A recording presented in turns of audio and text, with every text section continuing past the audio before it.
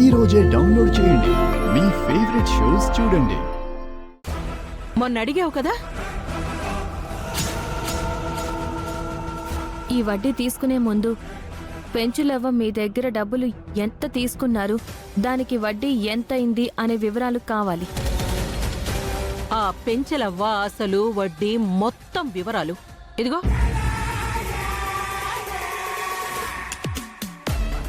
ఆ పెంచలవ్వ నాకివ్వాల్సింది 2 లక్షలు.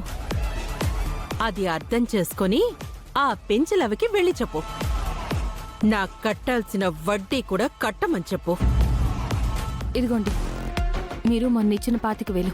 నువ్వు పని చేయక నీ మొగుడిని పని చేయనీక డబ్బులకి ఇబ్బంది పడతావేమో చూసుకో. బాలగారు రండి.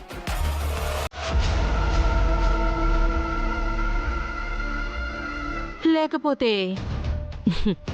నేనేం చేస్తానో కూడా అందరికీ తెలుసు.